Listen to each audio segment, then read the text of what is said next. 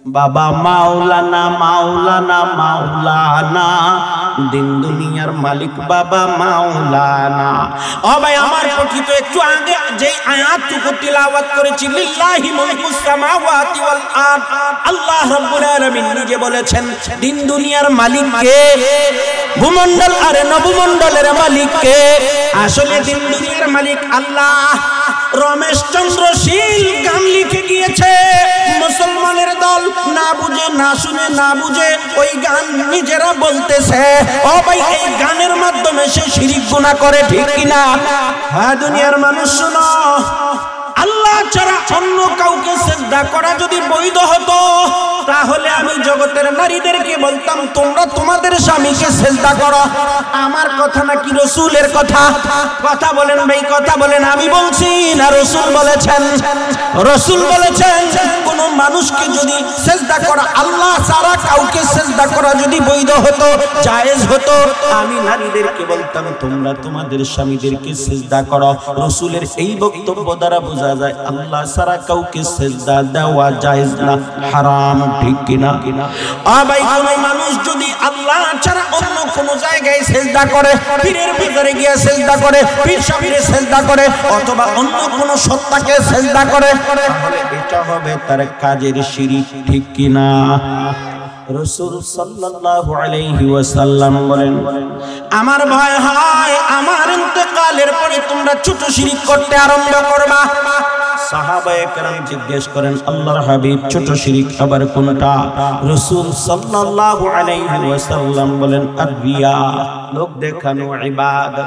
ভাই কিছু মানুষ ইবাদত করে আল্লাহকে রাজি খুশি করার জন্য নয়, বরং মানুষকে দেখানোর জন্য, ঠিক কিনা? মানুষ বুড়া হইয়া যায়, সারা জীবন ইবাদত বন্দেগী করে না। একটা সময় বাড়িতে বসে থাকতে ভালো লাগে না, নাতি নাতিরা খোঁচা মারে, মসজিদের মধ্যে না গেলে অন্য মানুষ দোকানে পাটে বসে টিটকারি মারে, ওই টিটকারি থেকে বাঁচার জন্য মসজিদের মধ্যে যায়। আল্লাহরে রাজি খুশি করার জন্য নামাজ পড়ে না, মানুষকে দেখানোর জন্য নামাজ পড়ে। কিছু মানুষ খুব টাকা পয়সা বিতরণ করে, আসতেছে দেখবেন রমজান মাস, যাকাত দিতেছে, দোকানের মধ্যে লেখা থাকে যাকাতের কাপড় বিক্রি করা হয়। যাকাতের কাপড় কোনটা রে ভাই? যেই লুঙ্গিটা ব্যবহার কইরা একবার দুইয়া পরের বার ব্যবহার করলে আলা জিহ্বা পর্যন্ত দেখা যায়, এটা হইল যাকাতের লুঙ্গি। নিজে ব্যবহার করে 500 টাকার লুঙ্গি, যাকাত দিতে 150 টাকার লুঙ্গি। এই 150 টাকার লুঙ্গিটা দেওয়ার জন্য প্রচার করা হয় অমুক দিন দেওয়া হবে। নেওয়ার মতো মানুষের অভাব নাই, ভিড় ভিড়ে ঠেলাঠেলি কইরা কিছু মানুষ আহত হয়, কিছু মানুষ নিহত হয়। এইভাবে দেওয়ার কারণটা কি? তারে যেন মানুষ বড় লোক বলে, তারে যেন মানুষ দানবীর বলে। ও ভাই লোক দেখানো কিছু ইবাদত আছে ভাই, আল্লাহকে রাজি খুশি করার জন্য, আল্লাহকে রাজি খুশি করার জন্য করে না, বরং লোককে দেখাইতে করে, ঠিক কিনা?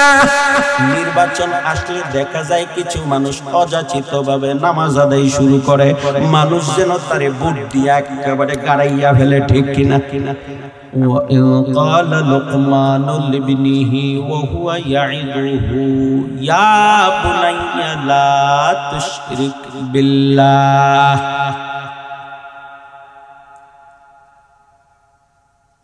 হাকিম লুকমান যখন তার সন্তানকে নসিহত করল,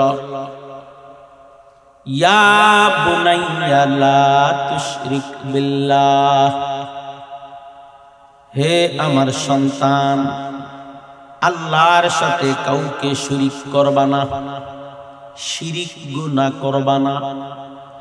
ইন্নাশ শিরকা লাযুলমুন আযীম, কারণ শিরিক গুনাহটা হইল গুনার মধ্যে সবচেয়ে বড় গুনাহ। ভাই হাকিম লুকমান তার সন্তানকে নসিহত করে বলেন, হে আমার সন্তান আল্লাহর সাথে কাউকে শরীক করবা না, শিরিক গুনাহ করবা না, কারণ শিরিক গুনাহ হইল বড় গুনাহ। আল্লাহর কাছে এই নসিহতটা বড় পছন্দের হয়ে গেছে। ও ভাই জগতের মধ্যে যত গুনাহ আছে, আমরা কবিরা গুনাহ বললে যত গুনাহই চিনি, অন্তত 50টার মতো কবিরা গুনাহ আছে ভাই। এই গুনার মধ্যে সবচেয়ে বড় গুনার নাম হইল শিরক গুনাহ। শিরক প্রধানত দুই প্রকার। কয় প্রকার? আশ-শিরকুল আকবার, আশ-শিরকুল আসগার। এক নাম্বার হইল বড় শিরক, দুই নাম্বার হইল ছোট শিরক। বড় শিরক আবার তিন প্রকার। কয় প্রকার? এক নাম্বার আশ-শিরকুল ইতিকাদ, বিশ্বাসগত শিরক। দুই নাম্বার আশ-শিরকুল আকওয়াল, কথার শিরক। তিন নাম্বার আশ-শিরকুল আফআল, কাজের শিরক। হাকিম লুকমান তার সন্তানকে নসিহত করেছেন, হে আমার সন্তান, আল্লাহর সাথে শরীক করবা না, শিরক গুনাহ করবা না। আমরাও শিরক গুনাহ করতে চাই না, কিন্তু শিরক গুনাহটা কেমন গুনাহ এটা বোঝার জন্য কিছু প্রকারের কথা বললাম। এক নাম্বার হইল শিরক বড় শিরক, ছোট শিরক। বড় শিরক আবার তিন প্রকার। আবার এই বড় শিরকের মধ্যে এক নাম্বার প্রকারটা হইল আশ-শিরকুল ইতিকাদ, বিশ্বাসগত শিরক। ও ভাই, মানুষের কিছু গুণ আছে যেই গুণগুলো আল্লাহর আছে, আল্লাহর কিছু গুণ আছে যেই গুণগুলো মানুষেরও আছে। যেমন আল্লাহ দেখেন, মানুষও দেখে, দেখার গুণ আল্লাহর আসেনি। কথা বলেন ভাই, আল্লাহর দেখার গুণটা আসেনি? মানুষও দেখে কিনা? মানুষেরও দেখার গুণ আসেনি। আল্লাহর দেখা আর মানুষের দেখা কি সমান নেই? কথা বলেন ভাই, আল্লাহর দেখা আর মানুষের দেখা সমান? আল্লাহ শুনেন, মানুষও শুনে। আল্লাহর শোনা আর মানুষের শোনা সমান নেই। আবার কিছু গুণ আছে ভাই, যেই গুণগুলো আল্লাহর আছে, আল্লাহ ছাড়া অন্য কোন সত্তার নাই। এমন কিছু গুণ আছে কিনা? যেমন আল্লাহ রাব্বুল আলামিন পবিত্র কোরআনের মধ্যে বলেন, লিল্লাহি মুলকুস সামাওয়াতি ওয়াল আরদ ইয়াখলুকু মা ইয়াশা ইয়াহাবু লিমান ইয়াশাউ ইনাসা ওয়া ইয়াহাবু লিমান ইয়াশাউ যুকুর আও ইউযাওয়িজুহুম যুকরানা ওয়া ইনাসা ওয়া ইয়াজআলু মান ইয়াশাউ আকীমা। আল্লাহ রাব্বুল আলামিন বলেন, ভূমণ্ডল আর নবমণ্ডলের মালিক একমাত্র আমি আল্লাহ। আমি আল্লাহ রাব্বুল আলামিন এই জগতের মধ্যে যা কিছু ইচ্ছা তাই করতে পারি। আমি যার ইচ্ছা তার মেয়ে সন্তান দান করি, যাকে ইচ্ছা তাকে ছেলে সন্তান দান করি, যাকে ইচ্ছা তাকে ছেলে মেয়ে উভয়টাই দান করি। ওয়া ইয়াজআলু মান ইয়াশাউ আকীমা, যাকে ইচ্ছা তাকে ছেলে মেয়ে কোনোটাই দেই না, চিরতরে বান্দা বানায়া দিই। ও ভাই, ছেলে দেওয়ার মালিক কে? কথা বলেন ভাই, ছেলে দেওয়ার মালিক কে? মেয়ে দেওয়ার মালিক কে? ছেলে মেয়ে উভয়টাই দেওয়ার মালিক কে? ছেলে মেয়ে কোনোটাই না দিয়া চিরতরে বান্দা বানানোর মালিক কে? আবার বিয়ার পরে নিয়ে যাওয়ার মালিক কে? এটা একমাত্র আল্লাহর গুণ। কার গুণ? সবাই বলেন কার গুণ? সন্তান দেওয়ার মালিক কে? ও ভাই জোরে বলেন, সন্তান দেওয়ার মালিক কে? আমার কথা নাকি আল্লাহর কথা? আল্লাহর বক্তব্য হইল, বান্দা তোমার সন্তান প্রয়োজন চাইবা আমি আল্লাহর কাছে, আমি সন্তান দেওয়ার মালিক। আল্লাহর এই গুণ দ্বারা অন্য কোন বান্দা যদি অন্য কোন সত্তার এই গুণ আছে এটা মনে করে বিশ্বাস করে, তাহলে এটা হবে তার শিরকুল ইতিকাদ, বিশ্বাসগত শিরক। ও ভাই, মানুষের মধ্যে কত মানুষ আছে মনে করে অমুক দরবারের মধ্যে গেলে ছেলে পাওয়া যায়, অমুক দরবারের মধ্যে গেলে সন্তান পাওয়া যায়, অমুক দরবারের মধ্যে গেলে সম্পদ পাওয়া যায়। ও ভাই, সন্তান দেওয়ার মালিক কে? সম্পদ দেওয়ার মালিক কে? আমাদেরকে দুনিয়াতে পাঠাইছেন কে? আসমান বানানোর মালিক কে? জমিন বানানোর মালিক কে? শুকরিয়া আদায় করতে হবে কার?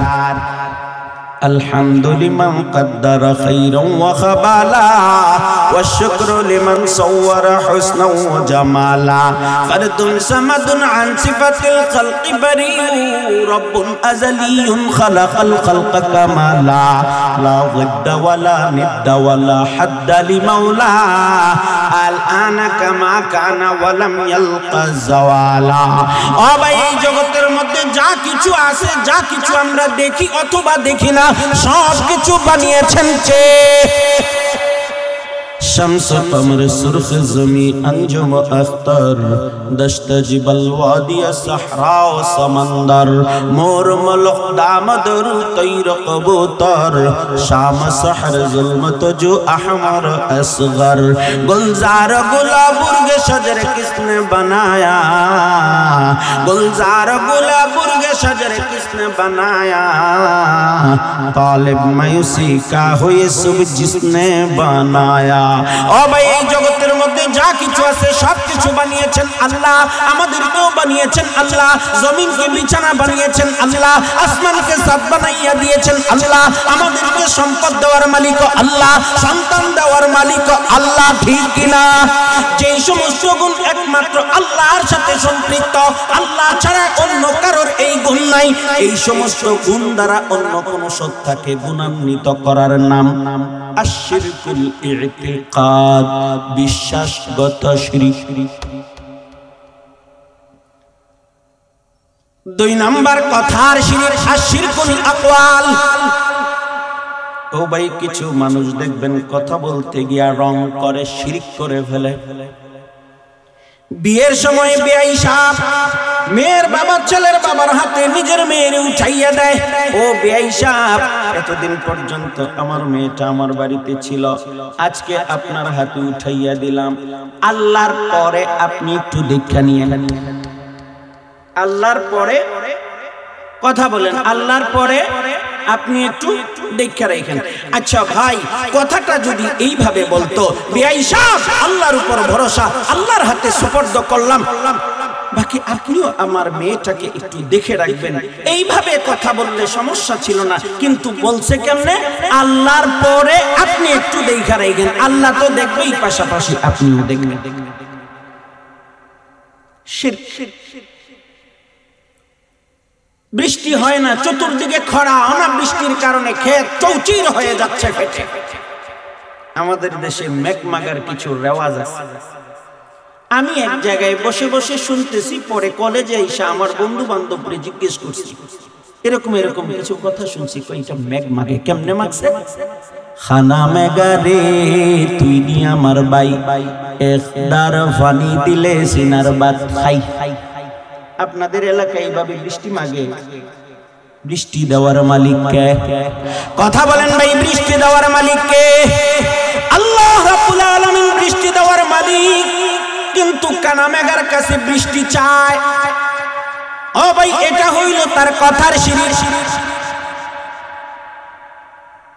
আব্দুল আলিম সাহেব সুন্দর একটা কবিতা লিখে গিয়েছেন কেউ যদি মনটারে ফ্রেশ করে আল্লাহর উদ্দেশ্যে এই কবিতাটা পড়ে ঈমান তাজা হইয়া যাবে আল্লাহ মেঘ দে পানি দে ছায়া দে রে তুই আল্লাহ মেঘ দে বৃষ্টি দেওয়ার মালিককে চাইছেন কার কাছে আল্লাহর কাছে বৃষ্টি চাইয়া কথা বলেন গুনাহ নাই নাকি আছে কিন্তু বৃষ্টি দেওয়ার মালিক আল্লাহ আল্লাহর কাছে বৃষ্টি না চাইয়া কানা মেঘার কাছে যে বৃষ্টি চাই সেটাই তার কথার শিরক হইয়া যায় ঠিক কিনা বাবা মাওলানা মাওলানা মাওলানা দিন দুনিয়ার মালিক বাবা মাওলানা ও ভাই আমার পঠিত একটু আগে যে আয়াতটুকু তিলাওয়াত করেছি লিল্লাহি মুলকুস সামাওয়াতি ওয়াল আরদ আল্লাহ রাব্বুল আলামিন নিজে বলেছেন দিন দুনিয়ার মালিক কে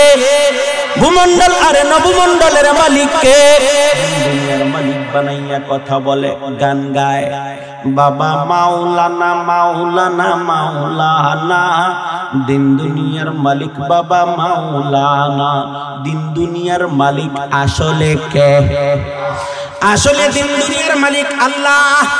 রমেশ চন্দ্র শীল গান লিখে গিয়েছে, মুসলমানের দল না বুঝে না শুনে না বুঝে ওই গান নিজেরা বলতেছে। ও ভাই, এই গানের মাধ্যমে সে শিরিক গুনাহ করে, ঠিক কিনা? 3 নাম্বার হইল আশিরকুল আফআল।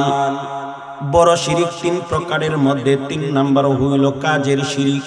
কাজের শিরিক কোনটা রে ভাই? রাসূল সাল্লাল্লাহু আলাইহি ওয়াসাল্লাম বলেন, হ্যাঁ দুনিয়ার মানুষ শোনো,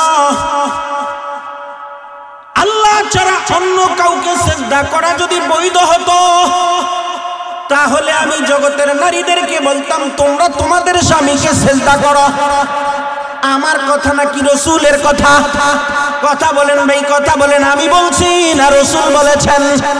রাসূল বলেছেন কোন মানুষকে যদি সিজদা করা, আল্লাহ ছাড়া কাউকে সিজদা করা যদি বৈধ হতো, জায়েজ হতো, আমি নারীদেরকে বলতাম তোমরা তোমাদের স্বামীদেরকে সিজদা করো।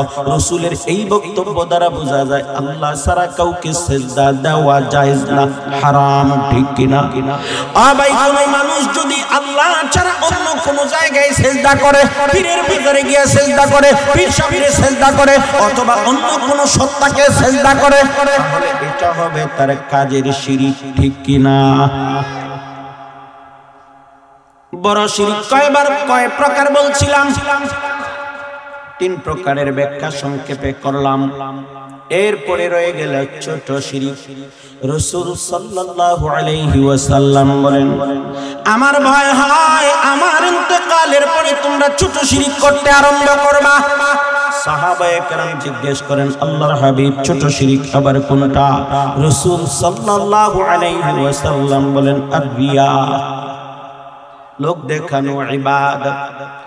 ভাই, কিছু মানুষ ইবাদত করে আল্লাহকে রাজি খুশি করার জন্য নয়, বরং মানুষকে দেখানোর জন্য, ঠিক কিনা? মানুষ বুড়া হইয়া যায়, সারা জীবন ইবাদত বন্দেগী করে না। একটা সময় বাড়িতে বসে থাকতে ভালো লাগে না, নাতি নাতিরা খোঁচা মারে।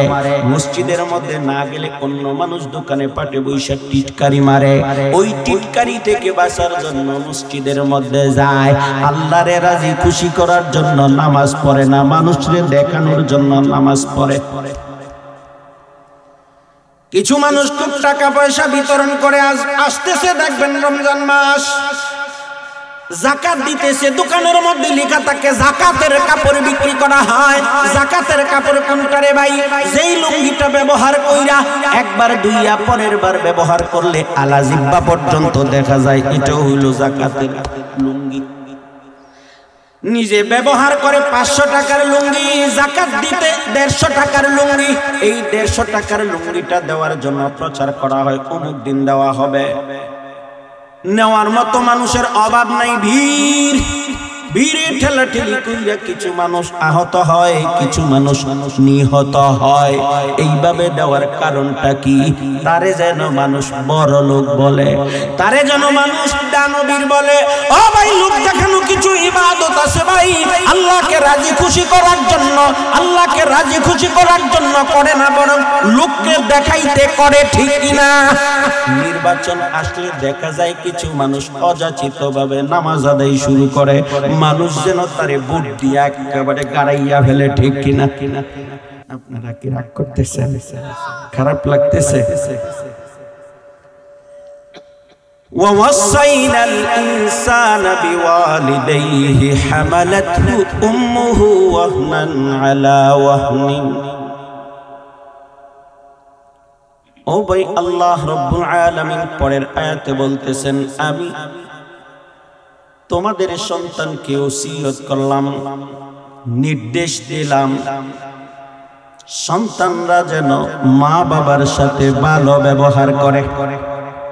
একটু চিন্তা করে দেখুন, প্রথম আয়াতে হাকিম লোকমান তার সন্তানকে নসিহত করেছেন, হে আমার সন্তান, শিরক গুনাহ করবে না। পরের আয়াতে আল্লাহ বলতেছেন, মা বাবার সাথে খারাপ ব্যবহার করবে না, মা বাবার সাথে ভালো ব্যবহার করো। মুফাসসিরিনে কেরামগণ বলেন, এখানে প্রথম আয়াতে আল্লাহ রাব্বুল আলামিন এমন একটা আয়াত এনেছেন যেই আয়াতের মধ্যে বাবা তার সন্তানকে নসিহত করেছেন। দ্বিতীয় আয়াতে এমন একটা আয়াত এনেছেন যেখানে স্বয়ং আল্লাহ বান্দার সন্তানকে নসিহত করতেছেন। আগের আয়াতে বাবা তার সন্তানকে নসিহত করে আল্লাহর অধিকারটা শিখাইতেছেন, রে বান্দা হে আমার সন্তান আল্লাহর সাথে শরীক করবা না, আল্লাহর অধিকার শিখাইতেছেন। পরের আয়াতে আল্লাহ সন্তানদেরকে বলতেছেন মা বাবার সাথে ভালো ব্যবহার করবা। মুফাসসিরিনে কেরামগণ বলেন এই দুইটা আয়াতকে পাশাপাশি আনার অর্থ কি, কারণটা কি? মুফাসসিরিনে কেরামগণ জবাবের মধ্যে লিখেন আল্লাহ রাব্বুল আলামিন যেন ইঙ্গিতে একটা বিষয় জানাইয়া দিতেছেন, হ্যাঁ দুনিয়ার ইমানদার মুসলমান শোনো, তোমরা যদি তোমার সন্তানকে আমি আল্লাহর অধিকারটা শিখাও, আমি আল্লাহ তোমাদের সন্তানকে তুমি মা বাবার অধিকারটা শিখাইয়া দিব। হ্যাঁ মা বাবার দল, তোমরা তোমাদের সন্তানকে আমি আল্লাহর অধিকার শিখাও, আর আমি আল্লাহ তোমার সন্তানকে মা বাবার অধিকারটা শিখাইয়া দেব। এই ইঙ্গিতটাই যেন আল্লাহ এই দুই আয়াতের মাধ্যমে দিয়ে দিতেছেন। আগের আয়াতে এমন একটা আয়াত আল্লাহ এনেছেন যেই আয়াতে বাবা তার সন্তানকে নসিহত করে বলতেছেন, হে আমার সন্তান আল্লাহর সাথে কাউকে শরীক করবা না, কারণ শিরক গুনাহ হইল মারাত্মক গুনাহ।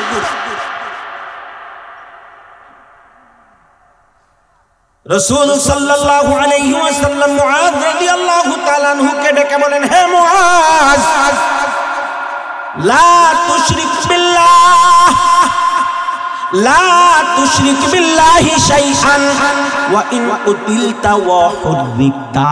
হে মুআয তোমাকে যদি হত্যাও করা হয়, তোমাকে যদি জ্বালিয়েও ফেলা হয়, সাবধান সাবধান আল্লাহর সাথে কাউকে শরীক করবা না। আল কাবাইর, রাসূল সাল্লাল্লাহু আলাইহি ওয়াসাল্লাম বলেন বড় গুনাহ হইল চারটা। কয়টা? বড় গুনাহ হইল চারটা।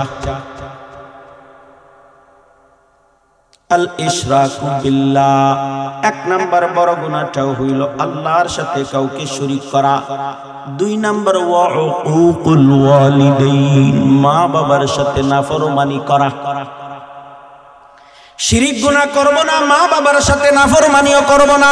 আল্লাহ রাব্বুল আলামিন মা বাবা সম্পর্কে বলতেছেন ওয়া ওয়াসাইনাল ইনসানা বিওয়ালিদাইহি হামালাতহু উম্মুহু ওয়াহনান আলা ওয়াহনিন। ও ভাই, আল্লাহ রাব্বুল আলামিন এই আয়াতের মাধ্যমে জগতের মানুষকে নসিহত করে বলতেছেন, রে সন্তানের দল মা বাবার সাথে ভালো ব্যবহার করবা। অন্য এক আয়াতের মধ্যে আল্লাহ রাব্বুল আলামিন বলেন ওয়া কাযা রাব্বুকা আল্লা তা'বুদু ইল্লা ইয়্যাহু ওয়া বিল ওয়ালিদাইনি ইহসানা ইম্মা ইয়াবলুগান্না ইনদাকাল কিবারা আহাদুহুমা আও কিলাহুমা ফালা তাকুল لهما أف ولا تنهرهما وقل لهما قولا كريما। আল্লাহ রাব্বুল আলামিন বলেন আপনার পালনকর্তার নির্দেশটা কার? সবাই বলেন নির্দেশটা কার? ওয়া কাযা রাব্বুকা আল্লা তা'বুদু ইল্লা ইয়্যাহ, আপনার পালনকর্তার নির্দেশ তাকে ছাড়া অন্য কারো ইবাদত করা যাবে না। তাকে ছাড়া মানে কাকে ছাড়া? কথা বলেন, তাকে ছাড়া মানে কাকে ছাড়া? আল্লাহ ছাড়া অন্য কারো ইবাদত করা যাবে না। ইবাদত করা লাগবে কার? ওয়া বিল ওয়ালিদাইনি ইহসানা, মা বাবার সাথে ভালো ব্যবহার করো। ও ভাই, এই আয়াতে আল্লাহ নিজের অধিকারের পাশাপাশি মা বাবার অধিকার কেনেছেন। ওই আয়াতে আল্লাহ নিজের অধিকারের পরপরই মা বাবার অধিকারকে এনেছেন। আল্লাহ রাব্বুল আলামিন যেন জগৎবাসীকে এই কথা জানাইয়া দিতেছেন, হ্যাঁ বান্দা আমি আল্লাহ তোমাদেরকে দুনিয়াতে সৃষ্টি করেছি, এই জমিনে আমি আল্লাহ বিছানা বানাইয়া দিয়েছি, এই বিছানার ছাদ আবার আসমানকে আমি আল্লাহ বানিয়ে দিয়েছি, তোমাদের যেখানে যা কিছু প্রয়োজন সব কিছু দিয়েছি। এরপরে আল্লাহ নিজে বলতেছেন, হে বান্দা ইবাদত করবা আমি আল্লাহ। একবার, পাশাপাশি ওয়াবিল ওয়ালিদাইনি ইহসানা। হে বান্দা, দুইজন মানুষ জগতের মধ্যে এমন আছে যে দুইজন মানুষ তোমার জন্য সবচেয়ে বেশি টেনশন করে, সবচেয়ে বেশি অবদান রাখে, তোমার জন্য সবচেয়ে বেশি পরিশ্রম করে। ওই দুইজনের সাথে ভালো ব্যবহার করবা। অর্থাৎ জগতের সবগুলো সন্তানের উপর মা বাবার কিছু হক বা অধিকার রয়েছে। ও ভাই, প্রত্যেকটা সন্তানের উপর তার মা বাবার কিছু হক বা অধিকার রয়েছে। সারা জীবন ভর যেইভাবে ওয়াজ করি মা বাবার হক, পিতামাতার হক, পিতামাতার অধিকার সম্পর্কে কথা বলতে বলতে আর শুনতে শুনতে মানুষ অভ্যস্ত, এবং এই ব্যাপারে মানুষ খুব সচেতন। সন্তান যদি তার মা বাবার সাথে ভালো ব্যবহার না করে, দুর্ব্যবহার করে, ভরণ পোষণ দেয় না, চিকিৎসার ব্যয়ভার গ্রহণ করে না, তখন মরল মাতব্বরের কাছে মা বাবা যায়, মেম্বারের কাছে যায়, চেয়ারম্যানের কাছে যায়, ভাই এদিকে আসেন, এদিকে মেম্বারের কাছে যায়, চেয়ারম্যানের কাছে যায়, গিয়ে কিছু অভিযোগ করে আমার সন্তান আমাকে ভরণ পোষণ দেয় না, ডাক্তারের কাছে নেয় না, কাপড় কিনে দেয় না। তখন ভাই মানুষ তো সচেতন, এই ব্যাপারে সচেতন, এই কারণে ওই সন্তানকে ডাকে, প্রথমে বুঝায়, না বুঝলে জোর প্রয়োগ করে, মা বাবার অধিকারটা তার কাছ থেকে আদায় করেই ছাড়ে, ঠিক কিনা? যেমনি ভাবে প্রত্যেকটা সন্তানের উপর তার মা বাবার কিছু হক বা অধিকার রয়েছে, ঠিক তেমনি ভাবে প্রত্যেকটা মা বাবার উপর তার সন্তানেরও কিছু হক বা অধিকার রয়েছে। কিন্তু আমাদের সমাজ ব্যবস্থায় সন্তানের অধিকার নিয়ে খুব বেশি ওয়াজ হয় না, সন্তানের অধিকার নিয়ে খুব বেশি কথা হয় না। যেই কারণে একজন বাবা সন্তানের অধিকার আদায় করবে দূরের কথা, সে সন্তানের অধিকারগুলো যে কি কি একজন বাবা হিসেবে সে জানেই না। পিছনের কয়েকজনকে আমি একটু অনুরোধ করবো, ভাইরা আপনারা একটু এদিকে আসেন। জি জি, আপনারাই বলতেছি। জি, পিছনের ভাইরা, হলুদ হলুদ জামা, জি ভাই নিচের দিকে তাকান কেন, ভয় পান কেন? আমার সামনে আসেন, একটু সামনে আসেন, এখানে আসেন।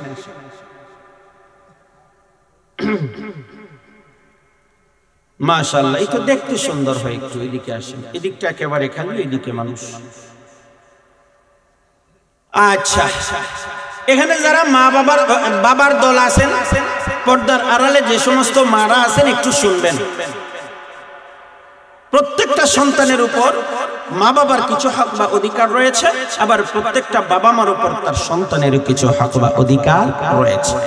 আমি সংক্ষেপে সন্তানের অধিকার নিয়ে কথা বলবো, এরপরে মা বাবার অধিকার নিয়ে একটু কথা বলবো যদি সম্ভব হয়।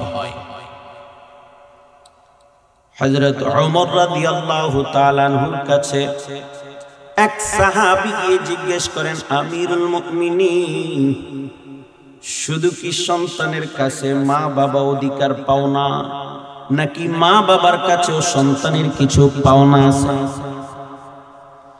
ওমর রাদিয়াল্লাহু তাআলা আনহু বলেন, প্রত্যেকটা বাবা মার কাছে সন্তানও কিছু পাওনা আছে। সেগুলো কি কি? ওমর রাদিয়াল্লাহু তাআলা আনহু বলেন, এক নাম্বার অধিকারটাই হইল, এক নাম্বার পাওনাটা হইল, জগতের সবগুলো সন্তানের তার বাবার কাছে এক নাম্বার পাওনা হইল, এমন একজন মেয়েকে বিয়ে করা লাগবে যে মেয়ের ঘরে জন্ম হইয়া সন্তানটা অপমান বোধ করবে না, গর্ব অনুভব করবে। প্রত্যেকটা সন্তানের তার মার কাছে এক নাম্বার পাওনাটা হইল এমন একজন ছেলের সাথে সে বিয়ে বন্ধনে আবদ্ধ হবে, যেই ছেলের ঘরে জন্ম হইয়া সন্তানটা আফসোস করবে না, সন্তানটা লজ্জিত হবে না, অপমান বোধ করবে না। ভাই, জগতের মধ্যে অসংখ্য সন্তানকে বলতে শুনেছি, এমন বাবার ঘরে কেন জন্ম হইলাম, আফসোস লাগে, আল্লাহ এমন বাবার ঘরে জন্ম তুমি কেন দিলা। অসংখ্য সন্তানকে আফসোস করতে শুনেছি, মা এমন মার ঘরে কেন জন্ম হইলাম, মায়ের জন্য আফসোস করে আছে কিনা? কথা বলেন, কথা বলেন। যুবক ভাই, যুবক ভাই, বিয়ের সময় দেখে শুনে একজন দিনদার পরহেজগার মেয়েকে বিয়ে করবা। দিনদার পরহেজগার মেয়ে যদি তুমি বিয়ে করতে পারো, সন্তানের এক নম্বর অধিকারটা তুমি আদায় করলা। কারণ তেঁতুল গাছ লাগাইয়া যদি তুমি তোমার তেঁতুল গাছ লাগাইয়া যদি গুফের মধ্যে তেল দিয়ে ফজলি আমের তালাশে বসে থাকো, কাজ হবে না। ফজলি আম খাইতে চাও, ফজলি আম গাছ লাগানো লাগবে, ঠিক কিনা? জগতের সবগুলো মানুষ দেখবেন মনে মনে কামনা করে আমি যাই করছি আমার সন্তানটা যেন ভালো হয়, আমার সন্তানের আচরণ যেন ভালো হয়, আমার সন্তানের ব্যবহার যেন ভালো হয়, আমার সন্তানের লেখাপড়া যেন ভালো হয়, আমার সন্তানের পরহেজগারি যেন ভালো হয়। আজ ভাই যদি সন্তানটা ভালো চাও তার মাটাও ভালো হইতে হবে, ঠিক কিনা? চট্টগ্রামের আঞ্চলিক ভাষায় একটা কথা বলে, জালা বালা হইলি রোয়া বালা, মা বালা হইলি ফোয়া বালা। জালা যদি ভালো হয় রোয়াটা ভালো হবে, মা যদি ভালো হয় তার সন্তানটাও ভালো হবে, ঠিক কিনা? সুতরাং ও যুবক ভাই, বিয়ের সময় একজন নেককার পরহেজগার মেয়েকে বিয়ে করো, তোমার সন্তানটাও নেককার হইয়া যাবে, ঠিক কিনা? আমরা এমন এক সেক্টরে কাজ করি ভাই, অনেক অপরাধী আইসা আমাদের কাছে স্বীকার করে বলে হুজুর ভুল করছি, গুনাহ করে ফেলছি, তওবার রাস্তাটা একটু বাতলায়া দেন। অনেক যুবক বিয়ের আগে আইসা আমাদের কাছ থেকে দোয়া নেয় অথবা মেয়ে দেখার দায়িত্বটাও নেয়। হুজুর একজন দিনদার পরহেজগার মেয়ে দেখে দেন, হুজুর একজন দিনদার পরহেজগার মেয়েকে যেন বিয়ে করতে পারি, দোয়া করে দেন। ভাই দেখবেন প্রত্যেকটা যুবক নিজে আকাম কুকাম যতই করুক মনে মনে একজন সতী মেয়ে চায়। একবার ইমামের কাছে যায়, আর একবার মুয়াজ্জিনের কাছে যায়, আর একবার ঘটকের কাছে যায়। ও ঘটক সাহেব, ভালো একজন মেয়ে আমারে দীক্ষা দেন। ঘটক বেচারা হন্তদন্ত হইয়া দৌড়া দৌড়ি করে, খোঁজাখুঁজি করে, 1 সপ্তাহ 2 সপ্তাহ 1 মাস 2 মাস 3 মাস পর হঠাৎ করে ঘটক ওই ব্যক্তিকে মোবাইল করে, যুবক ভাই অমুক বাজারে আসো দেখা হবে। বাজারে যাওয়ার পরে টাচ মোবাইলটা বাহির করে একটা ছবি দেখাইয়া বলে, যুবক ভাই তুমি একজন পাত্রী দেখতে বলছিলা, বহুদিন যাবত তোমার জন্য পাত্রী তালাশ করি পাই না, কিন্তু মনের মতো একখান পাত্রী এবার পাইছি। দেখো ছবি দেখতে যেমন পরীর মতো, কাজেও সে বড় সুন্দর। স্কুলে যায় নিচের দিকে তাকাইয়া, স্কুল থেকে আসেও নিচের দিকে তাকাইয়া। খালতো ভাই ফুফাতো ভাই যত রকমের ভাই আছে, খালতো ভাই আছে, কারোর সাথে তার কোনো যোগাযোগ নাই। কেউ কোনোদিন তার চেহারা দেখবে দূরের কথা, তার কোনোদিন কণ্ঠস্বরটাও শুনে নাই।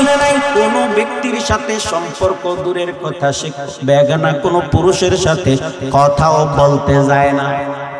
এত গুণ শুই না ওই বেচারা একেবারে মেয়ের ছবি দেখে ফিদা হইয়া গেছে। দুলাবাইয়ের মাধ্যমে বাড়ির মধ্যে খবর পাঠাইছে, বিয়া করলে এই মেয়েটারে বিয়ে করব। আর মনে মনে চিন্তা করে, আমি যে 10টা মেয়ের সাথে সম্পর্ক করছি, প্রেম করছি, একটার সাথে ভাইবারে কথা বলছি, একটার সাথে হোয়াটসঅ্যাপে কথা বলছি, একটার সাথে মেসেঞ্জারে চ্যাটিং করছি, একটার সাথে ইমোতে কথা বলছি, একটার সাথে মোবাইলে প্রেম করছি, এই কথা তো আর কেউ জানে না, এটা গোপন থাক। কেউ জানে না, সে ছাড়া আরেকজন জানে। তিনি কে? জোরে বলেন কে? আরো জোরে বলেন তিনি কে? বাবা যখন শুনছে ছেলেটাই মেয়েকে বিয়ে করবে, প্রস্তাবটা পাঠাইয়া দিছে, নির্দিষ্ট সময়ে বিয়ে হইয়া গেছে। একদিন যায়, 2 দিন যায়, 1 মাস যায়, 2 মাস যায়, 3 মাস পরে মোবাইলের নাম্বারগুলো স্ক্রল করতে করতে একটা সময় ওই ছেলেটা আবিষ্কার করে এই মেয়েটাও তার আগে আরো 10টা ছেলের সাথে প্রেম করেছে। 11 নাম্বার। হে কয় নাম্বার? কথা বলেন, কয় নাম্বার? হে কয় নাম্বার? আমরা বলি যুবক ভাই, ভালো মেয়ে যদি পেতে চাও ইমামের কাছে দৌড়া লাগবে না, ভালো মেয়ে বিয়ে করতে চাও ঘটকের পিছনে দৌড়া লাগবে না, বরং আল্লাহর একটা ওয়াদা তোমার কাছে আছে। আল্লাহ রাব্বুল আলামিন পবিত্র কোরআনের মধ্যে বলে দিয়েছেন, আল খাবিসাতু লিল খাবিসিনা ওয়াল খাবিসুনা লিল খাবিসাত, আত-তাইয়িবাতু লিত তাইয়িবিনা ওয়াত তাইয়িবুনা লিত তাইয়িবাত। আল্লাহ রাব্বুল আলামিন বলেন খবিস নারীর জন্য খবিস পুরুষ, খবিস পুরুষের জন্য খবিস নারী, অর্থাৎ অপবিত্র নারীর জন্য অপবিত্র পুরুষ, অপবিত্র পুরুষের জন্য অপবিত্র নারী, পবিত্র নারীর জন্য পবিত্র পুরুষ, আর পবিত্র পুরুষের জন্য পবিত্র নারী। ও যুবক ভাই, ভালো একজন মেয়ে যদি জীবন সঙ্গী হিসেবে পাইতে চাও, নিজের সিনাটারে পবিত্র রাখো। আল্লাহ ওয়াদা দিয়েছেন ভালো মেয়ে তোমার জীবন সঙ্গিনী বানাইয়া নিবে। ও যুবক ভাই, নিজের সিনাটারে আলী রাদিয়াল্লাহু তাআলা আনহুর মতো বানাও, ফাতিমাতুজ জাহরা রাদিয়াল্লাহু তাআলা আনহার মতো বউ পাইবা। ও যুবতী বোন, তুমি তোমার নিজেকে ফাতিমাতুজ জাহরা রাদিয়াল্লাহু তাআলা আনহার মতো বানাও, আলী রাদিয়াল্লাহু তাআলা আনহুর মতো পবিত্র যুবক পাইয়া যাইবা, ঠিক কিনা?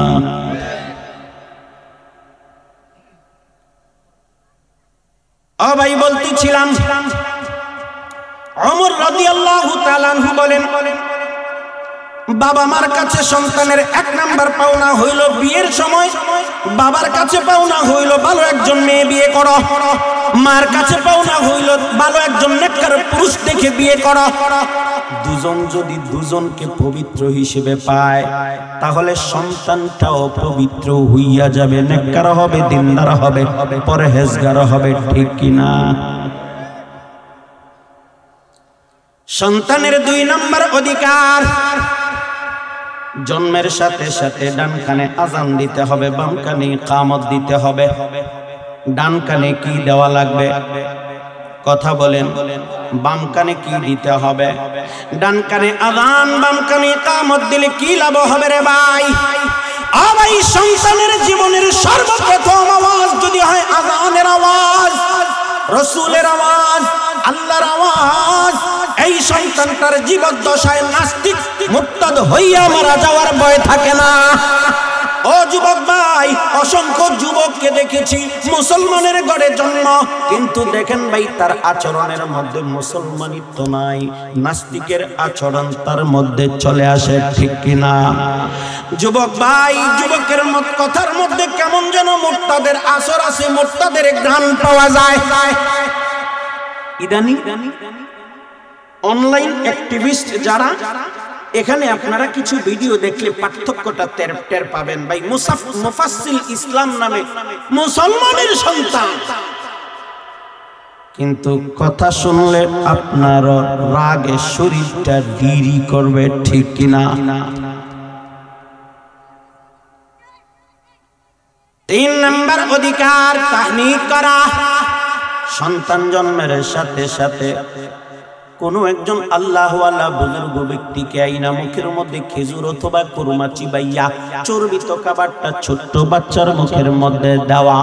ও ভাই, এই তাহনীক যদি করা হয় লাভটা কি হবে? ওই ছোট্ট বাচ্চার জীবনের সর্বপ্রথম খাবার যদি হয় আল্লাহওয়ালা একজন বান্দার মুখ নিঃসৃত খাবার, তাহলে এই আল্লাহওয়ালার পুত্র আল্লাহওয়ালা হওয়ার সম্ভাবনা বাইরা যায়, ঠিক কিনা? 4 নম্বর অধিকার, আকিকা করা। জন্মের 7ম দিন অথবা 14তম দিন অথবা 21তম দিন অথবা জীবনের যে কোনো সময়ে, ছেলে হইলে 2টা, মেয়ে হইলে 1টা, আকিকা করা, জানের বদলা জান দিয়ে দেয়া। ও ভাই, রাসূল সাল্লাল্লাহু আলাইহি ওয়াসাল্লাম বলেন, সন্তানের জন্য যদি আকিকা করা হয়, ওই সন্তানের উপর যত বালা মুসিবত আছে সমস্ত বালা মুসিবতকে আল্লাহ আকিকার মাধ্যমে দূরে সরাইয়া দেয়। কুরবানির পশুর মাসআলা যা আকিকার পশুর মাসআলা ওটা, কুরবানির পশুর গোশতের মাসআলা যা আকিকার পশুর গোশতের মাসআলা ওটা। স্বল্প পরিসরে বলা সম্ভব না, উলামায়ে কেরামের কাছ থেকে জিজ্ঞেস করে জেনে নেবেন। 5 নম্বর অধিকার, ভালো অর্থপূর্ণ একটা নাম রাখা। নামের জগতের মধ্যে 1 নম্বর নাম হইল আব্দুল্লাহ। দুই নাম্বার নাম হইল আব্দুর রহমান, তিন নাম্বার নাম হইল আল্লাহর যত গুণবাচক নাম আছে আল্লাহর গুণবাচক নামের আগে আব্দুল যোগ কইরা নাম রাখা। চার নাম্বার নাম হইল নবী রাসূলের নামের সাথে মিলাইয়া নাম রাখা। পাঁচ নাম্বার নাম হইল সাহাবায়ে কেরামের নামের সাথে মিলাইয়া নাম রাখা। ছয় নাম্বার নাম হইল পীর বুজুর্গ ওলি আউলিয়া গাউস কুতুব বড় আলেমদের নামের সাথে মিলাইয়া নাম রাখা। সাত নাম্বার নাম হইল অতটুকু যদি সম্ভব না হয় অন্তত জান্নেওয়ালা একজন আলেমের মাধ্যমে নাম রাখা। ঠিক কিনা? ও ভাই, নাম যদি ভালো হয়, নাম যদি অর্থপূর্ণ ইসলামী নাম হয়, লাভটা কি হবে রে ভাই? রাসূল বলেছেন হাসরের ময়দানে যদি ওই বান্দার জান্নাতে যাওয়ার কোনো সুযোগ না থাকে, নামটা যদি ভালো হয় আল্লাহ ওই নামের উসিলায় জাহান্নামের পরিবর্তে জান্নাতে ঢুকাইয়া দিবে। ছয় নাম্বার অধিকার ইলমে দ্বীন শিক্ষা দেওয়া। কি শিক্ষা দেওয়া? কথা বলেন। ইলমে দ্বীন শিক্ষা দেওয়া। রাসূল বলেন তলাবুল ইলমি ফরিদাতুন আলা কুল্লি মুসলিম। দ্বীনি ইলম অর্জন করা প্রত্যেক মুসলমানের উপর ফরজ। যতটুকু ইলম অর্জন করলে নামাজের মাসআলা জানা যায়, যতটুকু ইলম অর্জন করলে রোজার মাসআলা জানা যায়, যতটুকু ইলম অর্জন করলে মোটামুটি ইসলামের উপর চলা যায়, অতটুকু ইলম অর্জন করা প্রত্যেকটা নারী, প্রত্যেকটা নর, প্রত্যেকটা মুসলমানের উপর নফল, সুন্নত, মুস্তাহাব নাকি ফরজ? ফরজ। প্রত্যেকটা বাবা মার কর্তব্য হইল তোমার সন্তানকে তুমি ইলমে দ্বীন শিক্ষা। ও ভাই, ইলমে দ্বীনের শিক্ষাটা প্রাইমারি স্কুলের মধ্যে পাওয়া যায়। কথা বলেন।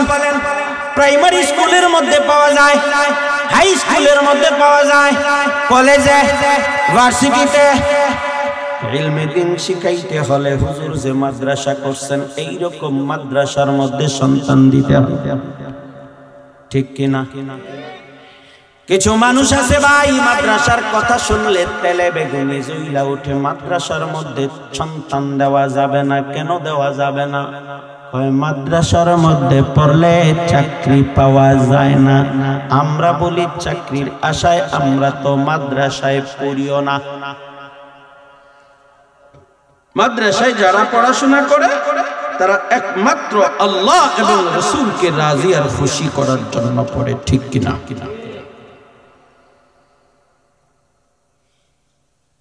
সন্তানের অধিকার সংক্ষেপে বললাম। এবার আসেন তো সংক্ষেপে, আমার হাতে সময় কম, আর না হয় এখানে বিস্তারিত আলোচনা ছিল। 2 ঘন্টার আলোচনা সংক্ষেপ করে আপনাদেরকে 1 ঘন্টায় বলতেছি। সন্তানের অধিকারটা অল্প কথায় শেষ করলাম। এবার আসেন বাবা মার অধিকার নিয়ে কথা বলি। আল্লাহ রাব্বুল আলামিন বলেন ওয়া বিল ওয়ালিদাইনি ইহসানা ইম্মা ইয়াবলুগান্না ইনদাকাল কিবারা আহাদুহুমা আও কিলাহুমা। হে জগতের সন্তানের দল শুনো, তোমার মা বাবা দুইজনের একজন অথবা দুইজনকে যদি বার্ধক্যে উপনীত অবস্থায় পাও, তাহলে তোমার মা বাবার তোমার উপর অধিকার 5টা। কয়টা? সবাই বলেন কয়টা? পিছনের বাইরা বলেন কয়টা? 1 নাম্বার, ফালা তাকুল্লাহুমা উফ। উফ বলা যাবে না। ভাই উফ বলা যাবে না, অর্থ কি? মুফাসসিরিনে কেরামগণ ব্যাখ্যা বলেছেন 2টা। কয়টা? উফ বলা যাবে না ব্যাখ্যা করেছেন 2টা। 1 নাম্বার ব্যাখ্যা হইল, হে সন্তানের দল, মা বাবার সামনে এমন কোনো আচরণ করতে পারবে না যেই তোমার আচরণ দ্বারা আঘাত পাইয়া তোমার মা বাবা তোমার সাথে উফ শব্দ উচ্চারণ করবে, বিরক্ত হইয়া তোমার সাথে উফ শব্দ উচ্চারণ করে, এমন কোন আচরণ তুমি করতে পারবা না। 2 নাম্বার ব্যাখ্যা হইল, হে সন্তানের দল, মা বাবার কথার উপর বিরক্ত হইয়া তুমি নিজে উফ শব্দ উচ্চারণ করতে পারবা না। দুই নাম্বার ওয়ালা তানহারহুমা, দমকের সুরে কথা বলা যাবে না।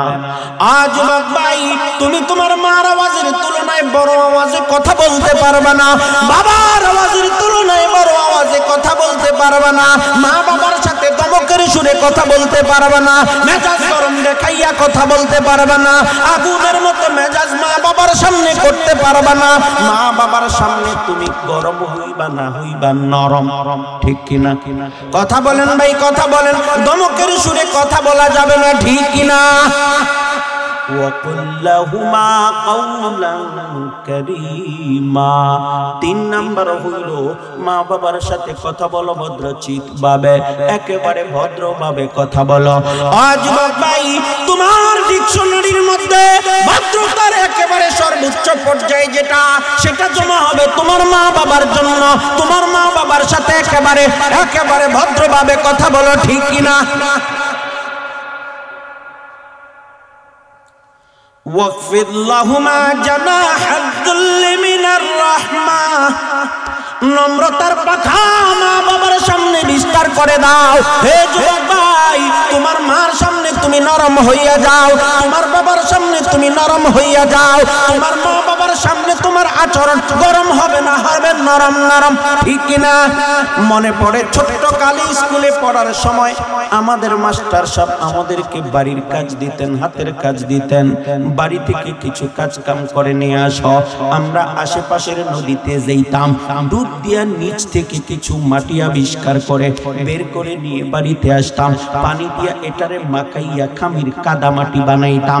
অতঃপর এই কাদা মাটিটা দিয়ে একবার কামরাঙ্গা বানাইতাম, কামরাঙ্গাটা ভালো লাগে নাই, কামরাঙ্গাটা ভাঙা আবার চুলা বানাইতাম, চুলাটা ভালো লাগে নাই, বাঁকাতেরা হইছে, এটারে ভাঙা আবার কাঁঠাল বানাইতাম। মাটি কোনোদিন আমাদেরকে বলে নাই আমি কামরাঙ্গা ছিলাম, আমার কেন চুলা বানাও, আমি চুলা ছিলাম, আমার কেন কাঁঠাল বানাও।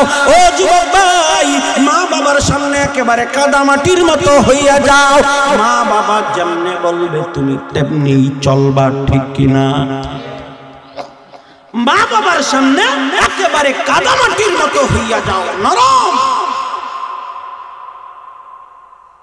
রাসূল সাল্লাল্লাহু আলাইহি ওয়াসাল্লাম বলেন, রিদার রাব্বি ফি রিদাল ওয়ালিদ ওয়া সাখাতার রাব্বি ফি সাখাতিল ওয়ালিদ।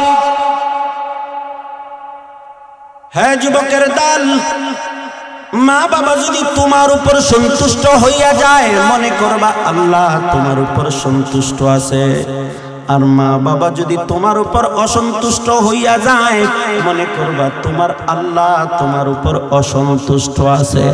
আজ ভাই কোন মানুষের উপর আল্লাহ যদি অসন্তুষ্ট থাকে, ওই বান্দার জাহান্নাম ছাড়া কোনো উপায় আসেনি। কথা বলেন, কথা বলেন, জাহান্নাম ছাড়া কোনো উপায় আসেনি। আল্লাহ যদি কোনো বান্দার উপর সন্তুষ্ট হইয়া যায়, ওই বান্দার আর কোনো টেনশন আসেনি। রাসূল বলেন, মা বাবা তোমার জান্নাত অথবা জাহান্নাম। তোমার মা বাবা তোমার জান্নাত অথবা জাহান্নাম। জান্নাত অথবা জাহান্নামের অর্থ কি রে ভাই? মা বাবার সাথে ভালো ব্যবহার করবা, জান্নাতে যাইবা। মা বাবার সাথে ভালো ব্যবহার করবা, জান্নাতে যাইবা। মা বাবার সাথে খারাপ ব্যবহার করবা, জাহান্নামে যাইবা, ঠিক কিনা? রাসূল বলেন, তোমার মা বাবা তোমার জান্নাত অথবা জাহান্নাম। অন্য হাদিসের মধ্যে বলেন, তোমার মা বাবা তোমার জান্নাত জাহান্নামের মধ্যবর্তী দরওয়াজা। ইচ্ছা করলে এর ভেঙে ফেলো, ইচ্ছা করলে এর রক্ষা করো। আজ ভাই মা বাবার সাথে খারাপ ব্যবহার করা যাবে না, মা বাবার সাথে বাজে আচরণ করা যাবে না, ধমক সুরে মা বাবার সাথে কথা বলা যাবে না।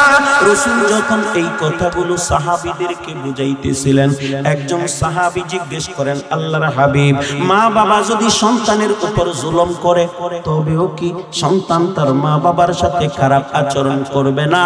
রাসূল বলেন, না না, মা বাবা যদি সন্তানের উপর দুর্ব্যবহার করে, জুলুম করে, এরপর মা বাবার সাথে খারাপ আচরণের অধিকার সন্তানের নাই। আল্লামা তাকি উসমানী দামাত বারকাতুহু এক ঘটনা মাকতুবাতের মধ্যে লিখেছেন। লিখার সময় উনি লিখেছেন, সত্য কিনা জানি না, সত্য কিনা জানি না, শিক্ষণীয় হওয়ায় লিখছি। আমরাও বলতে বলি সত্য কিনা জানি না, শিক্ষণীয় হওয়ায় বলছি। এক বৃদ্ধ বাবা বারান্দার মধ্যে চেয়ারে বসা, পাশে তার যুবক ছেলেটা এসে বসেছে।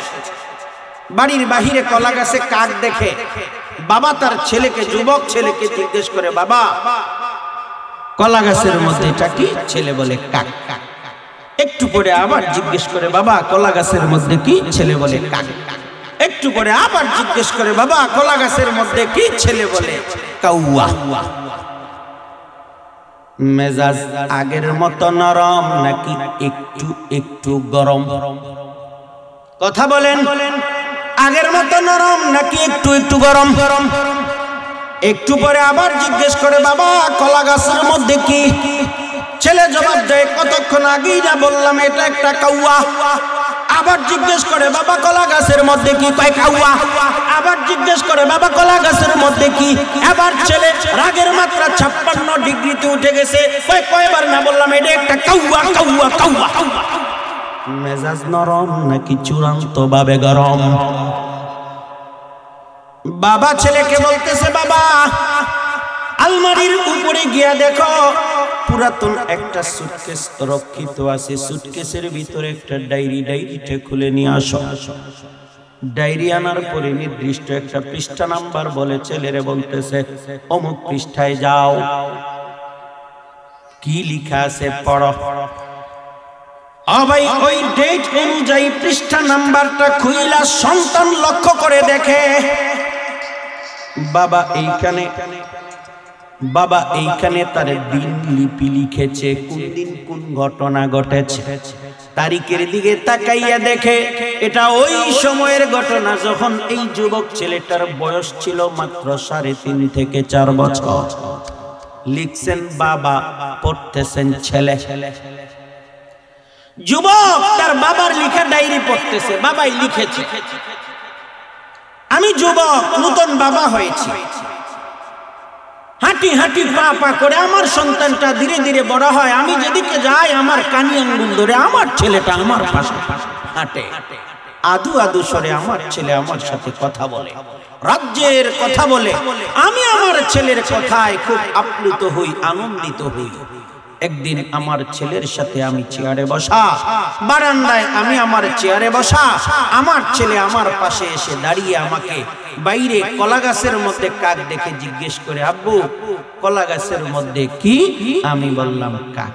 একটু পরে আবার জিজ্ঞেস করে, বাবা কলা গাছের মধ্যে কি? আমি বললাম কাক। আরেকটু পর আবার জিজ্ঞেস করে, বাবা কলা গাছের মধ্যে কি? আমি বললাম কাক। এইভাবে একবার দুইবার নয় 40 বার আমার সন্তান আমাকে জিজ্ঞেস করেছে, বাবা কলা গাছের মধ্যে কি? আমি বারবার বললাম কাক। একবার বলে মনে মনে অপেক্ষা করতাম আমার ছেলে আমাকে আবার জিজ্ঞেস করুক, আমি আবার জবাব দেব। একবার জবাব দিয়ে যেই মজাটা পাইতাম, দ্বিতীয়বার জবাব দিতে এর চেয়ে বেশি মজা পাইতাম। ও যুবক ভাই, এই তোমার আমার পোস্টারের মধ্যে দেখেন অনেক জায়গায় সিলেট লিখে, অনেক জায়গায় ঢাকা লিখে, এখনো কোন পোস্টারে কোম্পানিগঞ্জ লিখে। মূলত আমার বাড়ি কিন্তু সুনামগঞ্জ। আমার বাড়ি সুনামগঞ্জে, থাকি বিভিন্ন জায়গায়। থাকার নিসবতে পোস্টারে ওগুলো লিখে। আমার আশেপাশে যখন মাহফিল থাকে তখন আগে ভাগে আমি বাড়িতে চলে আসি। দুপুরে সকালে বাড়িতে চলে আসি, সারা দিনটা বউ বাচ্চাদেরকে নিয়ে কাটাইয়া সন্ধ্যার দিকে আমি মাহফিলে যাই। একদিন দুপুর বেলায় বাড়িতে ঢুকছি, আমার পছন্দের একটা খাবার আমার স্ত্রী আমাকে দিয়েছেন। পেয়ালার মধ্যে বিরন ভাত, গুড় আর দুধ, সাথে একটা চামচ দিয়েছেন। আমার ঘর থেকে বের হওয়ার যে সিঁড়ির মধ্যে লেটকা মাইরা বসছি, আর একসাথে এগুলোর আমি মিক্স করছি, মাখাইছি।